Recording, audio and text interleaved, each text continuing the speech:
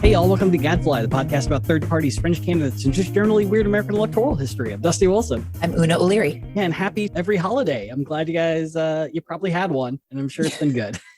Knowing that our listeners, like for the last episode, we were still in 2021, but our listeners were experiencing it in 2022. We are all now on the other side. Yeah, we finally made it.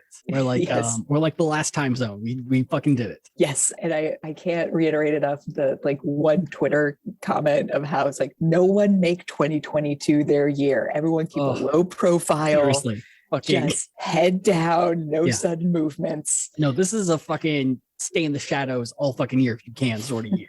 Yep.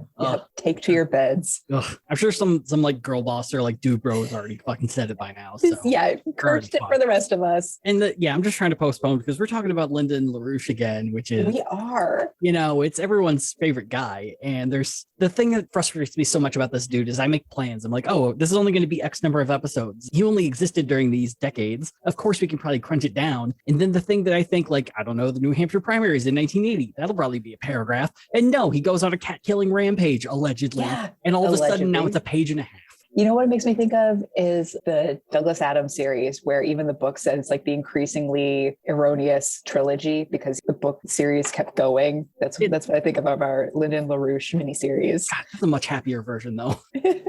There's no towels here. It's if only. I mean, I keep thinking, like, what could have kept Lyndon from turning out this way? And I think that might be how we have to end all of this, is trying to figure out what the fuck happened and how we keep it from happening again. A lesson, a parable. Because this shit is out of control. We need to take something from this. Otherwise, it's all been a waste of 7 to 8 hours of more time. It's important to recognize who the patient zero is if you can find them. And in this case, we have. Yeah, it's Lyndon. Lyndon is the root of everything bad. So when he last left Lyndon, he'd started to make himself known and somewhat respected in the ranks of the Reagan administration. He'd been able to run for president a couple times, and sure, he kept running for president and kept not getting close at all to victory. But this was a period in Lyndon's life that could best be described as his most successful period in any regard. Little did LaRouche know that 1986 was about to be the year that he would face a full fucking reckoning. The consequences for everything he had ever done. To find out from his fucking around? Yes, he is about to find out so much from his field of fucks. That's how it goes, right? Whatever. So to begin the year, Lyndon moved his base of operations from New York City to the Washington, D.C. exurb of Leesburg, Virginia. Now, at the time, Leesburg was about a few thousand people. Nowadays, it's about 45,000 people. It's become pretty much a de facto suburb. But at the time, it was sort of this rural Civil War town where rich people lived. And so he initially moved because he said New York City was, quote, a sin bucket. And he would claim that the move was because the NYPD wouldn't be able to protect him from assassination attempts and viewed rural rich Virginia as a place where he could maintain his own private security. However, former members were really quick to note that New York City isn't really an easy place to run a cult. And this is because you consistently run the risk of your members running into members who left. And when you see the members who left doing well, it kind of creates a little bit of a crack in that mythos you create as a cult leader. The biggest issue behind this, though, is that a number of members had moved into a set of buildings in Washington Heights. They couldn't really get a compound, so everyone just started renting in the same place. Well, listen, I mean, once you're up there, Inwood is like another planet for Manhattanites. Oh, yeah. And so they decided to all start living together. And as what happens in cults, people started leaving, but it's New York. And if you find a good rent, you want to fucking keep it. No matter goddamn what. And so people stayed in the apartment building. And so cult members... It's rent controlled. Exactly. Every single day, people were seeing cult members who had left, and they're doing fine. They're interacting with them. Things are great. And people start realizing, oh, I could leave and everything will be fine. And so it gets to a point, at least according to former members, that Lyndon realizes, I need to get the fuck out of this city. I need a Jonestown. Exactly. Like, I have gotten the maximum amount of people that I am going to get here. Trends have been going down. I need to take what I have and go to a small fucking town. So in Leesburg, they end up finding a foreign place on a sprawling estate that would be much easier to control the folks that he still had. And the people of Leesburg were pretty aware of that. A number of them were kind of worried that this might turn into an Antelope, Oregon sort of situation,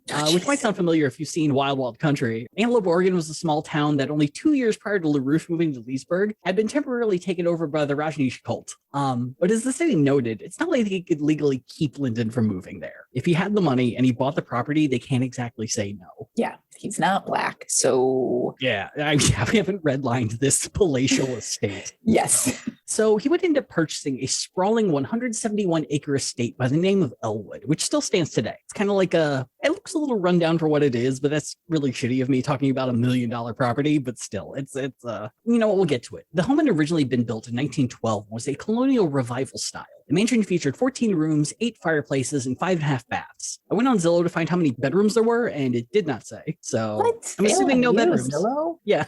The only picture on Zillow is like from the road, so I seriously doubt they want people to know what's in there. Yeah. Now, it wasn't exactly an easy purchase due to the seller being deemed legally incompetent due to his age. And the LaRouche folks were refusing to supply a statement of finances. But Lyndon got around that by having a dude by the name of David Nick Anderson, who was an Oklahoma oil man and LaRouche supporter, buy the property for him for $1.3 million. And technically, he would be Lyndon's landlord, and he claimed to charge LaRouche about $9,600 a month. But Lyndon would state in court that he had no idea actually who paid the rent. And this is important to remember because LaRouche has stated multiple times that he can't give any sort of financial information because he hasn't made an income since 1979. All of his rent, utilities, clothing, food, and travel are all paid by generous supporters. He would even say that he has carried around the same $20 bill for his entire life and has paid for nothing more than $5 for a haircut. So mafia financing. I mean, a little bit beyond that. I feel like the mafia would be too smart for that. I think that would be like the first draft for the mafia, and they'd be like, no, that's how Capone got caught. Let's figure this fucking out. Right. Yeah. It's like we need a job. So Lyndon would rename the home to Ibycus Farm, which is named after the Friedrich Schiller poem, The Cranes of Ibycus. Now, I read this poem. It's fine. It might be the translation. But yeah, it's about this Greek dude named Ibycus who he wrote a bunch of erotic poetry and such things. And then a bunch of murderers killed him. And apparently this flock of cranes flew near them until they got caught. They were like snitch birds or something. I don't fucking know. But it's one of those weird Greek things where it's like nature is saving man. Right. Or it's like, yeah, you cannot hide who you truly are from the fact of the world. For the listeners at home, we have now mentioned a German philosopher, so drink. Yeah. Oh my God. People will die of drinking if we do this. Schiller. Oh, I'm sure I misspelled Ibycus, and I'm sure that the LaRouche people are going to be all a mass for that. Well, just wait until they hear my auto-tuning that is not Bivanucci approved. Oh my God. Yeah, it's not Verde tuning, so we're fucked. Do we have Verde auto-tune? I'm not sure if that's a thing. Oh my God. So Lyndon ends up moving to Ibycus Farms, and he'd lived there with about a few hundred of his associates to run the group's publications, as well as a cadre of armed guards to protect Lyndon from probably the Queen. I don't really fucking know. Wait, no, I'm being flippant. I'm sorry, Lyndon. I'm so sorry. You have genuine murders attacking you, because he said exactly who it was who was trying to kill him at this point. Quote, the Libyans, the Soviets, or narcotics pushers, which would include the Queen of England, because he thoroughly believed that the Queen was the head of all drug trafficking in the world. Yeah, I mean, they go all out for poppies on what we call Veterans Day. Oh my God, are they smuggling opium? Well, they did spend quite a bit of time in Afghanistan themselves. Look, I'm not going to say that there isn't some shady shit going on in the royal family and that there is not a history of some weird stuff. Also, you can hide a lot of cocaine in corgis. That's a known fact. Oh, corgis. Ever seen a corgi on cocaine? It is not fun. But yeah, this idea that the Queen of England is like telling the cartels what to do is a little weird. I don't quite get it, but it's his belief. He thinks the Queen's trying to kill him on a regular basis. It's my basic problem with so many conspiracy theories, which is just like, truth is so much more interesting. It's like, yeah, like, why are you making up weird drug cartels? Like, there are Nazis. Yeah, there's a dude who can't sweat who fucks children. I think that's a little more interesting than like, I don't know, they're all lizards. Right. Andrew's a monster, but like, you don't need Median to get involved. Well, and to go off on a small tangent here, I think that's why Pizzagate always pisses me off so much, because a lot of people who work at NCMEC and people who actually try to help when it comes to child exploitation are repeatedly say, you're doing nothing but hurting us by doing this, because you're bringing up that it's an issue. You're just making everyone focus on complete bullshit than what is actually the cause. Yes. And I don't know, maybe lizard people and British royalty drug cartels are kind of hiding the shit that actually does happen. Yes, 100%. And soapbox. Yeah, so the Libyans are after him, the Soviets, narcotics pushers, so he moves to Leesburg, Virginia, a place that none of them can find, I guess. And the people did note that with the armed guards, you would see people on patrol with guns on his property at all times. There goes the neighborhood. So on top of buying Elwood, his associates then followed up by purchasing 3 more properties worth a total of $1 million. They purchased a location in the town's industrial complex to make a printing press and office space for about $375,000. They paid $275,000 for a storefront in town to make a LaRouche-centric bookshop, and they also bought a 64-acre property in Nearsville, Virginia. They didn't allude what it was for, but they bought it. Now, it should be noted that after 2 decades of hard work, Lyndon had been able to grow his cult membership to between 500 to 1,000 people. So, he's doing better than Koresh. It's about Jim Jones numbers, give or take. Okay. And while that's not a huge number, it wasn't enough for him to easily live off all of these people. He would claim to his lawyers that about his net worth was around $5,000, despite so many things being paid for him. But on top of that, he also said he owned some books, a few records, and about 3 guns, which NBC found really convenient, seeing as how he still owed them about $3 million, a sum which Lyndon claimed he would never pay because he never had the money. You can't prove that he has the money because he only has $5,000. He goes to Great Clips. What are you going to fucking do? Yeah, he's just got this one $20 bill hanging out in his pocket. Yeah, so I do want to take some time to talk about that NBC deposition where Lyndon claimed that he was broke, because it really kind of shows the most normal version of himself that exists. Often when he got angry, he would swivel his chair so that he would not be facing NBC's lawyers, which, not a good move to do in court. He took time to compare his writing acumen to that of Dante Alighieri, St. Augustine, and Plato, as you do. He also lectured the jurors and informed them that anyone who believed NBC was, quote, crazy, insane, or a total illiterate and mental case. An anonymous juror would state, quote, he thought he was making points with us, and he was actually making us ill. He's so used to being surrounded by toadies, he doesn't know his effect on people. All of us had sores on the inside of our cheeks, either from biting them to keep from laughing or to keep from screaming. That's a juror saying that. An anonymous juror. Oh Lord. I'm just imagining the complete facepalm of his lawyers. Just being like, oh dear God. They would like to believe that his lawyers were doing that, but almost all of his lawyers seem to be followers. Oh no. Yeah. So not great. But Lyndon was also about to find someone who didn't really find what he was doing to be charming whatsoever, very much like that jury, U.S. Attorney William Weld. Now, if that name sounds familiar, it might be because he would eventually become governor of Massachusetts from 91 to 97. But it might also sound familiar because he was the vice presidential running mate of Gary Johnson during his Libertarian run in 2016. And to a lesser degree, he was one of the few people who ran against Donald Trump in the GOP primaries in 2020, where despite getting dozens of endorsements, he won 1 delegate of the 2,550. His mom. God damn it. Look, we don't want William to be sad. But back in the 80s, William was mostly known in the Boston area, and he was kind of considered to be a bit of a weird little hippie, according to a lot of people. So in 81, he was recommended for a position as the U.S. Attorney for Massachusetts by Rudy Giuliani, of all fucking people. By 85, he had led a number of investigations against banks in New England that kept kind of doing a money laundry, and he was like, you need to stop, and I will make you. But his most famous case involved Mayor of Boston, Kevin White. During his tenure investigating the mayor, he found 20 city employees and mayoral supporters guilty of fraud, bribery, extortion, and perjury. And all this happened despite Wild giving off more the personality of a laid-back slacker than a hard-nosed attorney. He was soft-spoken, he was redheaded, he often looked like he could barely keep his eyes open, and unlike most lawyers, he actually took advantage of his free time when he was off work. Oh my God, I love this. This would lead the Boston Globe to joke that when Bill was running for governor, that he would instill a statewide 30-hour work week. He has my vote. Look, I mean, he's not the person they think he is, but I think he's adorable enough that I'm fine with it. Yeah, the Boston Globe is basically giving him the Diamond Joe treatment the Onion gave our now president. So by the end of his tenure in Massachusetts, he would win 109 of his 111 cases, and is the hero that we get to go after Lyndon for all of his shady shit. So in 1984, a federal grand jury was put together to look into some of the weird money issues that had been noticed amongst 4 organizations run by Lyndon. There's the National Democratic Policy Committee, which was the revamped name for the NCLC, his publishing arm, Campaigner Publications, his internal accounting group, Caucus Distributors Incorporated, and the Fusion Energy Foundation. And it turns out up to 11 states had noticed there was something really kind of weird about the money that was happening here. And the more they looked into it, the more they realized there might have been some fraudulent credit card charges that the 4 groups were doing. The size of the fraud was so large that the state of New Jersey froze the accounts for the 84 presidential campaign. Nice. The grand jury was asked to look into, quote, hundreds of thousands of dollars in fraudulent charges, and the organizations were asked to turn over all information regarding those charges. And when I say asked, I mean more in the court sense of like, it's not so much a polite inquiry of like, please give us this information for discovery. It's more, hey, you have to give us every single credit card transaction you have ever done from 83 to now. I'm not fucking asking. Right. Every single one, or we own your ass. Exactly. So the courts ordered all their records from that time, and Lyndon, being the sensible, heavily guarded man he is, completely refused to comply.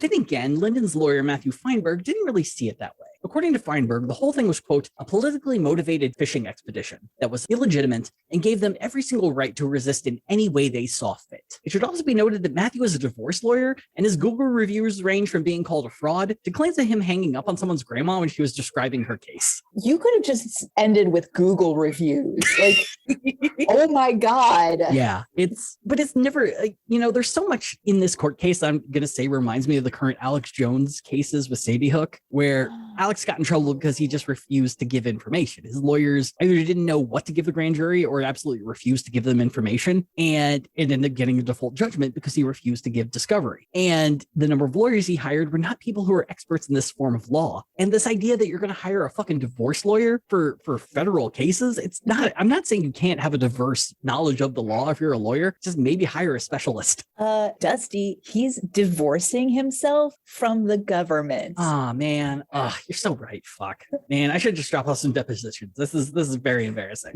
In all seriousness, because with every decade that we move through Lyndon LaRouche, we find like the seeds of our current squalor planted. And I feel like this is like the Donald Trump episode where it's like you have really sloppy accounting and a guy who's like, I make millions of dollars, but also no, I have no money, sir. I cannot pay you. And then shitty lawyers at grand jury testimonies. Like all he had to do was to not sue NBC. It's like, as long as he does not have an ego, he could keep this grift running for so fucking long. But he had to fucking poke NBC and they had to find out, oh, you don't have any money? Funny, because all of this makes it look like you do, especially buying $1 million house in a fucking rich town. Yeah. It's just pretty much, it reminds me of so many court cases where people just piss off the government to the point they're like, I don't want to, but fuck it. I'll take an easy case. Why the fuck not?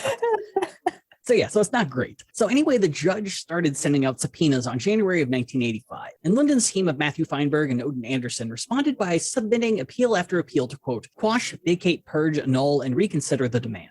And eventually, Judge A. David Mazzone had enough of all these stall tactics and just, what's the word when you piss off the court? You put it into some level of contempt, I guess. You contempt the court. Yes, you are in contempt. So by March, the judge was kind of at his limit. He waited 2 months. They kept trying to do all these appeals, which were pretty much like slightly worded differently, but just ways to kind of stall everything. I too have a thesaurus. But they had to do that without Grammarly. I mean, how do you do it? Fuck Grammarly. Who has unless they want to sponsor us, in which case I will take their money. So the judge ordered that for every single day the LaRouche team didn't supply the discovery they were subpoenaed to give, they would be fined $45,000 a day. Cut to May of 1986. So the grand jury hadn't gotten their info, which led to the grand jury not being able to come to a close, which is really weird for a grand jury to last that goddamn long. It's usually pretty fucking quick. And Lyndon suddenly now owed the court $16.9 million. Yeah, and again, to reiterate, he didn't have to sue NBC. No, but now, fuck it. Debts on debts. I mean, it might as well be monopoly money. You're never going to fucking see that shit. You're never going to see it. Yeah, it's pretty much like my student loans. Good luck getting it. Now, Judge Mazzone did stress that he would be fine vacating most of the fine if LaRouche just, showed some interest of giving the court the required info. But the shit the poor U.S. Marshals had to go through with this is insane. So there are 4 subpoenas they had to get out to these 4 different companies. 2 of them were brought back to the U.S. Marshals because when they went to the addresses that had been supplied, no one was there. It's essentially there was a new business. They're like, yeah, fucking caucus distributors, they haven't been here in like 20 years. I don't know what you're talking about. She's been dead for 7 years. Whoa! Lightning crack, bam. And of course, the orgs didn't have a forwarding address. So what are you going to do? So the marshals came back on those. The court also had issues with getting witnesses subpoenaed, one of which was for this guy named Paul Gallagher. The address that had been given to the marshals as Paul Gallagher's home was, quote, a vacant lot. Wow. That being said, things weren't that much better for the subpoenas that had actually been served. So they had a bit of another stalling tactic for this, is that they would supply the subpoenas to these organizations. You would need a keeper of records, or the person who's in charge of all these credit distributions. And the person who would show up to court and say, hi, I got the job yesterday afternoon. I don't have the information you need. Holy shit. Yeah. So you're just kind of poking a court and pissing them off. But, you know, if someone's doing that, it's got to be a little more than just kind of pissing off the powers that be. You got to be hiding something for that level of grift. And it turns out what he was trying to hide was a scam that preyed on the elderly to keep LaRouche and his organization loaded with cash. Oh. And it's a scam that is as simple as it is frustrating. Essentially, you find a rich old person with declining faculties, you request loans from their own personal fortune, and then never pay them back, anticipating that their fading memories will just lead them to forget they gave LaRouche money in the first place. Holy shit, that's cruel. It's fucking terrible. And I have examples. We're going to look at a guy. We have Charles Zimmerman. Now, Charles was formerly an executive at Bethlehem Steel back when steel was worth money. And eventually, after retiring from there, he moved to Sarasota, Florida. He had no children, his wife had passed, and his memory was beginning to fade. But he maintained enough of his memory to begin to realize that the loans that he had been making weren't being repaid, and contacted his lawyer. He estimates that he gave LaRouche and his people about $1 million, which they used to purchase an AM radio station and sent the rest of it to the Fusion Energy Foundation. After reviewing his finances, his lawyer recommended that Charles turn over control of his finances to the bank. And according to Charles, quote, I trust my bank more than I trust my own judgment. So with Charles, we do also see another tactic that they used, is that they would often ask that these loans be turned into gifts. And if you call a person on the right day where they might not be in the right mindset, or they're feeling lonely, or they forget that they gave you money to begin with, it's very easy to be able to change that money from a loan to a gift. Oh. It's also noted that a lot of these loans aren't done through like the traditional give me money and I'll pay you back. They were done through promissory notes. And so it's essentially saying, I will pay you back X amount of interest on these loans by a certain date.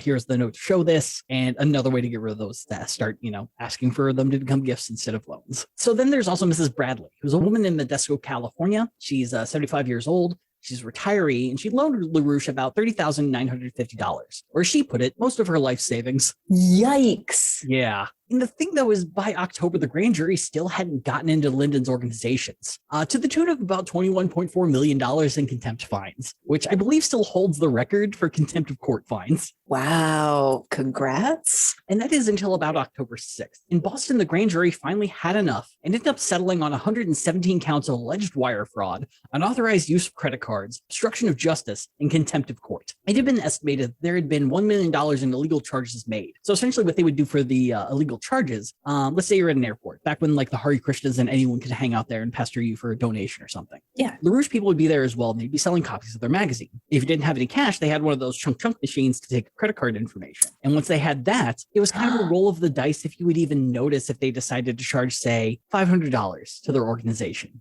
Oh, wow. Mm-hmm. So basically my biggest fear, and also what Comcast does on the regular, but in pennies. Yes, but it was, yeah. And so they kind of rolled the dice. People denied it. They knocked it out. But every once in a while you get someone who just lets it ride, and you just kind of keep charging that credit card every month or so. Wow.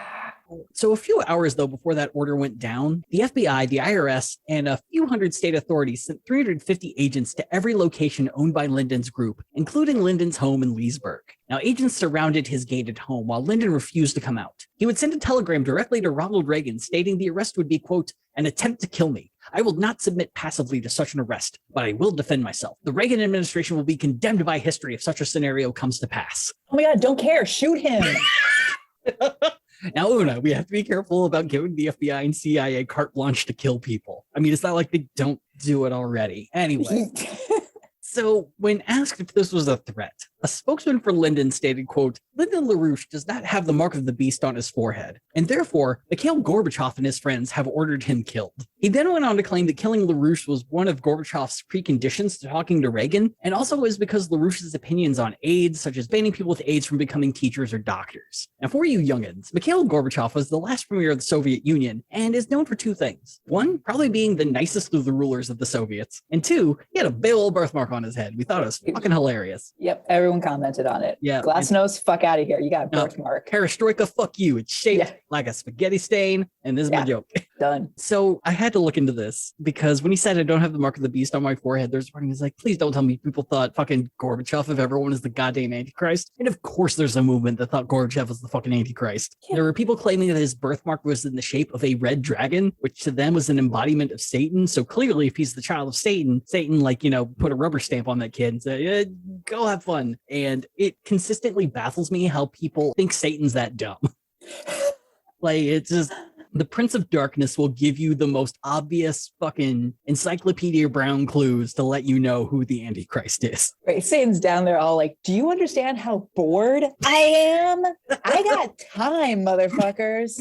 I will pencil it the fuck in. I have not used this rubber stamp since I got it for Christmas. Yeah, I celebrate Christmas. I knew the guy, fuck you. It's an anagram of our names. Oh my God. Also, I just want to point out because, like, the answer, Lyndon LaRouche does not have the mark of the beast on his forehead. It's like, sir, this is a Denny's. We asked you if this is a threat. I mean, I wanted to include so many things that the spokesman said, but so many of them have that you need to leave this Wendy's now vibe. They were just like, he would make these outlandish statements, and the second the press asked for any level of proof, they would lose their fucking minds. And so I'm sure by this point, they're just like, okay, I guess. I will say about a year later, he would claim that it wasn't Mikhail Gorbachev who ordered him killed. It was his wife, Raisa. I don't fucking know why. It's just some numerology bullshit. I don't fucking know. So yeah, Mikhail Gorbachev is going to have LaRouche killed because he did fraud. So in the end, the federal agencies would get, according to them, 2 trucks worth of information, including the data that the grand jury had been requesting for nearly a year, as well as evidence that LaRouche was planning to send people to Germany to avoid arrest, people like witnesses. Speaking of which, the Boston grand jury led to the arrest of 10 people, including the Grand Wizard of the Pennsylvania KKK and LaRouche's head of security, Roy Frankhauser. Oh, Roy, you're back. But just as planned, 3 people did flee to Germany under orders from Lyndon, which was enough to earn him a charge of conspiracy to obstruct justice. Yeah, good. And sure, you would expect the FBI and the IRS to be a part of this, but local police made a point that the biggest heroes of this whole raid were the citizens of Leesburg. So when Lyndon first moved there, instead of keeping to himself, he decided to go about strong-arming the whole town as he did everywhere that he went.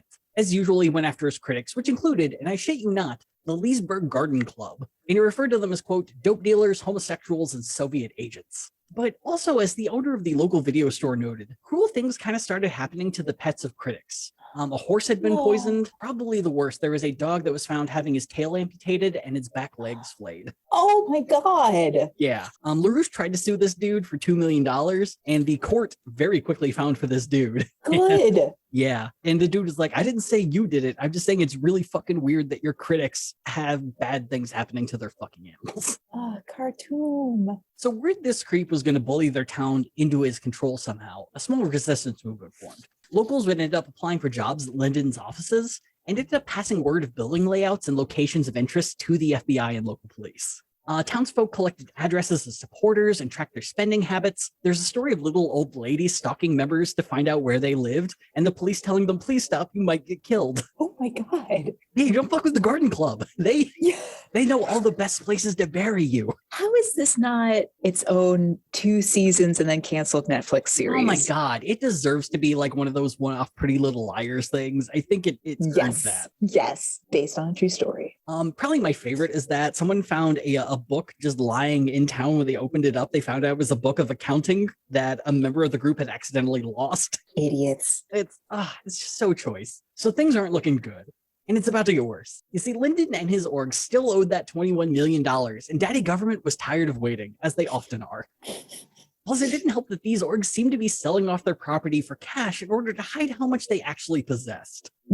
So, in April of 1987, the government went ahead and declared Caucus Distributors Fusion Energy Foundation and Campaigner Publications bankrupt, in a process known as involuntary bankruptcy. So I will admit there's some weird shit going on with this. And I get the government's thing where it's like, if we let you stay in business, you're just going to liquidate everything and move all your cash so we can't get the money you owe. But at the same time, it's really shady to declare another organization bankrupt against their will and to declare them bankrupt before the trial even comes. Yeah, so the government is able to shut down all of these companies as well as all of the publications that LaRouche has about 2 years before the bankruptcy goes to court, in which the court said, yeah, this isn't legal. We can't let you do this. So to make things even more fucky, so they were hoping to find about $21.4 million. And amongst the three groups, they found 86,000.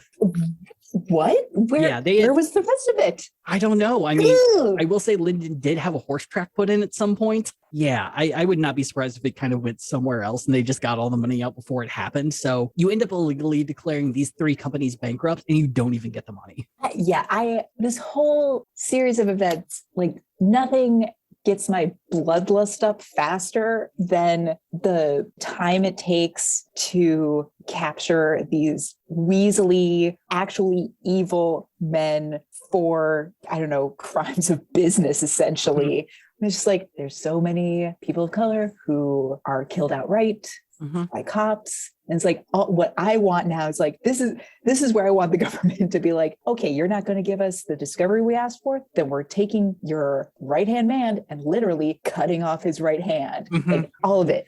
Like, we will get you. We will tear your family apart if we have to. Yeah. And that's the thing that backfired really hard on this is the one thing that LaRouche people point to directly as an example that the government has been after Lyndon all of this time, that this is financial warfare and this is the only way that they know to take down this guy who they have hated since the 70s. And maybe, but they're committing fraud left and right. That's the thing. It's like, I see why they did it. It's still illegal. They still should not have done it, especially because they didn't get their fucking money. So yeah, it creates a talking point that I understand and I get why you did it. It was the stupid fucking decision to do it. Anyway, so let's go back to Boston. So we need to talk about the two trials that come out of this. So the first is the U.S. versus Roy Frankhauser. Now, Roy had been charged with obstruction of justice, but turns out he was also guilty of ripping off dear old Lyndon.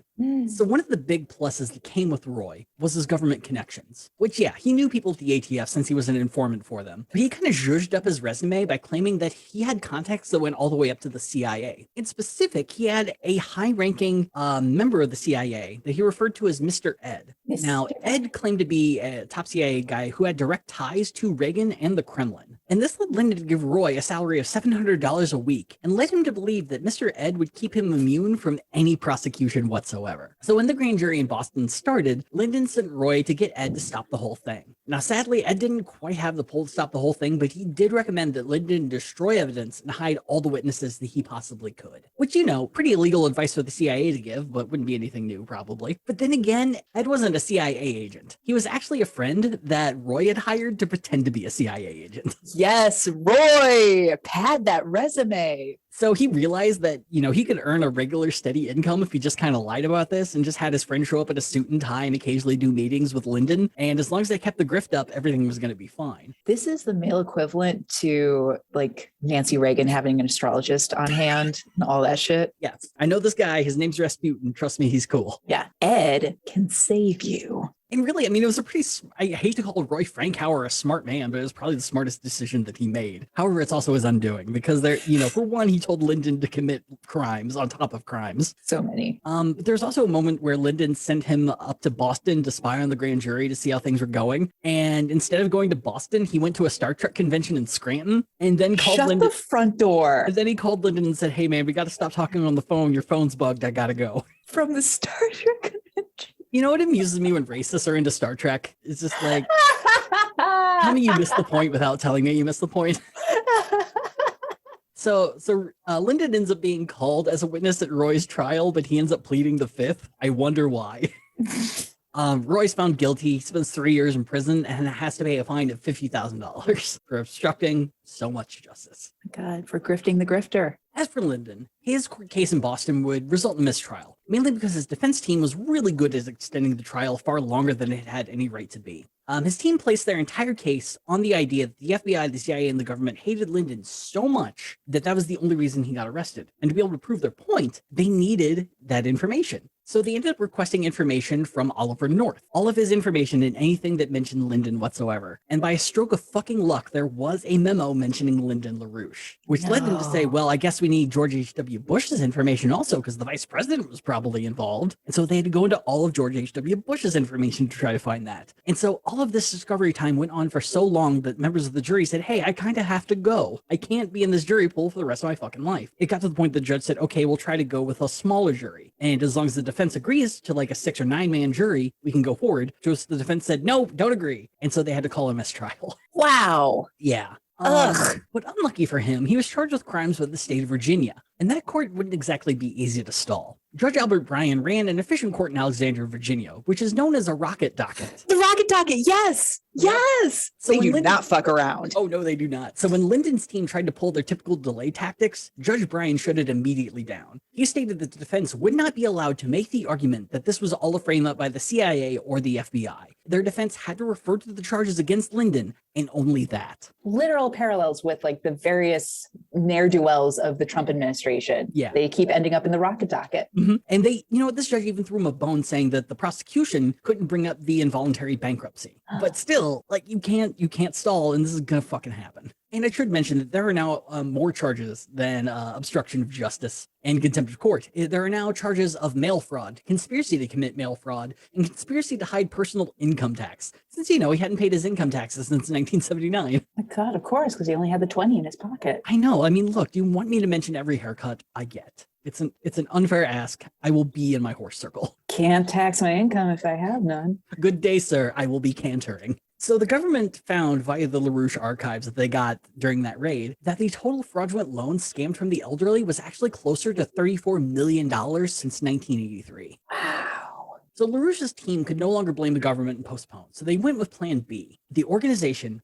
was just too gosh darn optimistic. We didn't realize that we were in financial straits. We just assumed we would be making the money in the future. We entirely meant to pay these loans back. But, things took a turn, and the government declared bankruptcy, so how are we supposed to pay these people back if we're bankrupt? Dang it. Gosh darn it. Arf. Yeah, so essentially they're just bad businessmen. They're not criminals. And, people lose their money on bad investments all the time. And the thing, though, is the prosecution did kind of point out that money was clearly available to repay at least some of these loans, mainly seeing as how the group spent $4 million on property and another $309,000 on improvements made just to Lyndon's home in Leesburg. And it also didn't help that a former member testified that they were told to get money from people at any cost. Quote, no matter what the person you're talking to says, get the money. If you're talking to an unemployed worker who says he's got to feed, a dozen children, forget it, get the money. Most of these people are immoral anyway. This is the most moral thing they have ever done is give you money. Gross. So as the jury deliberated, Lyndon took to the news and told anyone he could to listen that this was all, quote, an all-out frame-up by the state and federal task force. The purpose of this frame-up is not to send me to prison, it's to kill me. If this sentence goes through, I'm dead. Which, is a great sentence to say in the middle of running for president.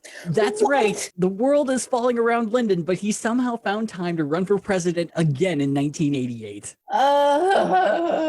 So thanks to the fog of trial, I can't really find a ton about this particular race. Lyndon ran as the National Economic Recovery Party presidential nominee, and he chose Deborah Hanania Freeman to be his vice president. Now, she's a longtime member.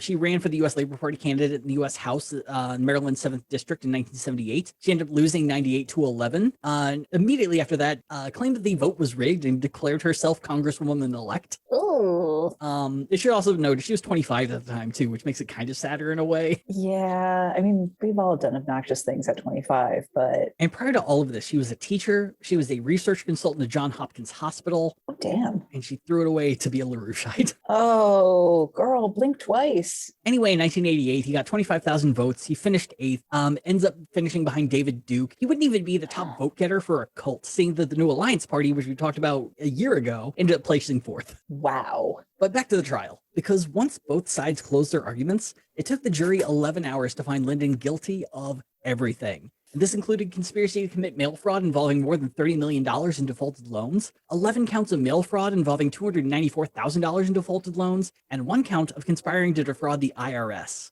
And for all of this, he was sentenced to 15 years in prison at the Federal Medical Center in Rochester, Minnesota. So Lyndon being Lyndon, he did appeal this, and he appealed for a couple of years. And the most frustrating thing about this appeal is who he ended up getting on his legal team. It's a guy by the name of Ramsey Clark. And Ramsey used to be the fucking attorney goddamn general of America. Wait, what? Ramsey Clark was the Attorney General of America between 1966 and 1969. He was selected by Lyndon Johnson, and he did a lot of really good shit. During his years in the Justice Department, Clark played a role in the civil rights movement, mainly supervising the federal presence at Ole Miss. He surveyed all schools to end desegregation. He supervised federal enforcement of the court order protecting the Selma to Montgomery marches.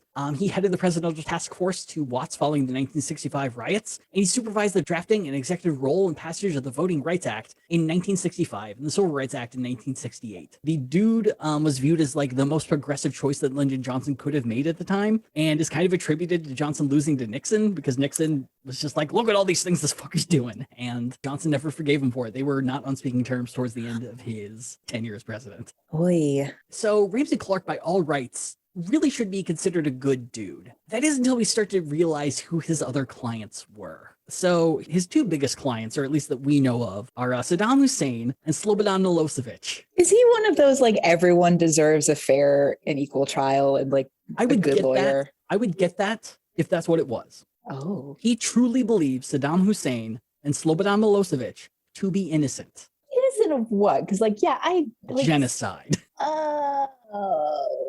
Another person that he supported was a guy named Radovan Karadzic, who is the leader of the Serbs in Bosnia during the Bosnian War, and was pretty much the guy who oversaw the genocide of Srebrenica, which the entire goal there was to kill every man, woman, and child of Muslim heritage and just raze the entire place. So another guy that Ramsey Clark believes to be innocent 100%. Yeah, no. Yeah. And so Ramsey Clark joins Lyndon's defense team, claiming that this is obviously all a frame up. And I've read through the arguments. I've read through the Schiller Institute's exoneration of Lyndon. Not an ounce of evidence is really there. It is 100% the government hated Lyndon, and that's why they did this. Here's all the evidence we have of the government hating Lyndon. So clearly, fraud did not happen. You can hate a person and the other person can still be doing fraud. Yeah. Those two things can exist. Yeah, they point to this letter that Kissinger wrote, someone being like, hey, can we see if Lyndon's doing anything illegal as proof that the government has hated them for quite some time? And it's like, you were working with the Reagan administration, my dude. You were working with the government for quite some time. Yeah.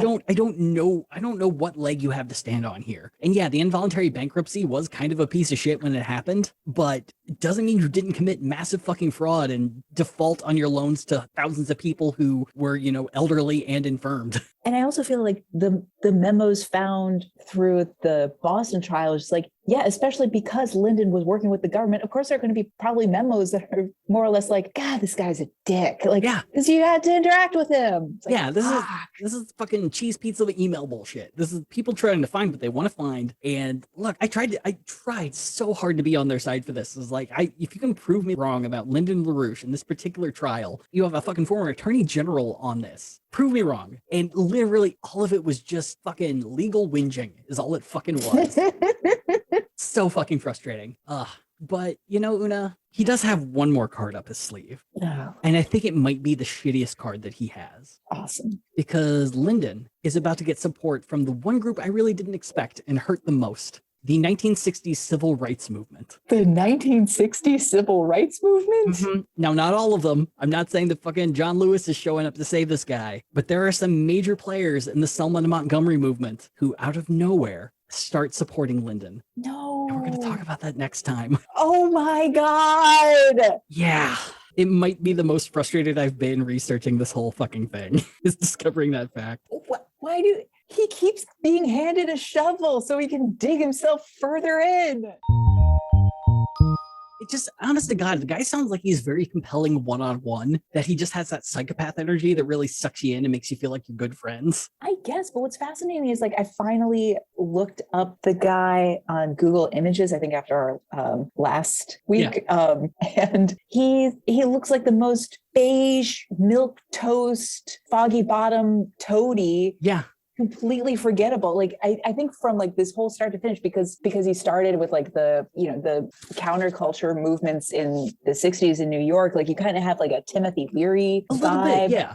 And instead it's just like, oh Lord, of course you were working for the Reagan administration. There were like 5 of you. You were quintuplets. I think you referred to him as like shitty Forrest Gump by like the first or second episode. And the more that I'm reading this guy, the more names that come across his path that should not fucking be there. It is mind-boggling. But I think you're 100% 100% right. He's like a dude at Foggy Bottom who had like a mid-floor corner office with no windows. Most of the time you forget he's there, and then all of a sudden the smell of sauerkraut comes into the room and you realize, oh shit, Lyndon's here, and I'm sure he wants nothing good. Tuna in the microwave. 100% he's showing up with his fucking Coke bottle glasses, giving you something that he faxed to everyone but wants to make sure you have a copy. And he's a fucking energy vampire. Yes, 100%. So I'm so sorry that we've been on. This has been such a longer epic than I ever predicted. I thought we'd be done with this like a while ago, but the man keeps like, how can you not talk about a guy who has done so much shady shit, but also does it in the worst way possible? I just can't stop. So yeah, next time we're going to be talking about the really sad crossroads between civil rights pioneers and Lyndon LaRouche. And if it's got to be a double episode, we'll fucking do it. We're going to talk about what the LaRouche legacy is up to today. Because I just assumed it died with him. It hasn't, and we need to talk about it because it's kind of scary what is existing right now. Can we title next week's episode the way that we would title papers in college, where it's like Lyndon LaRouche .final.1.final. We might as well. We might as well. So everyone, thank you for being a part of this and getting through this as best you can. I promise once we finish Lyndon, we'll get into 2022. We'll get into some fun topics, some stuff that's not as heady and fucking weird and like listening to Alex Jones nonsense nonstop. Which reminds me, I was listening to Knowledge Fight a few weeks ago. Great podcast about Alex Jones and stuff he's up to. They found an old episode where him and Ann Coulter got into a fight. And Ann Coulter, God hate her. She at one point she said, "Good luck with your presidential candidate, Lyndon LaRouche," and he seemed to lose his goddamn mind. And that's beautiful. I was like, Anne, you fucking asshole. You could have been something. You could have fucking been something, you witty asshole. Yeah. Ugh. Anyway, only one more week of this bullshit, and then we're back to the weird world we live in. I guess with that, we'll see you next time on Gadfly. Yay! Gadfly is a production of Added Serotonin. Our episodes are edited by Brianna Valentine of Rem Alternus Productions. Our theme song is Sophomore Makeout by Silent Partner, and you can find us on Twitter and Instagram at GadflyPod. Ready to level up your cosplay game? Check out the Geek Forge on Etsy. With a variety of props to give your photos that extra spark, you'll find just what you need. Hold magical fire in the palm of your hand, or take a potion to restore your mana. With a large variety of colors, you can choose your own magical flavor for your cosplay. Bring drama to your photo shoots with these vibrant props and more, all available at the Geek Forge. Are you ready to level up your cosplay?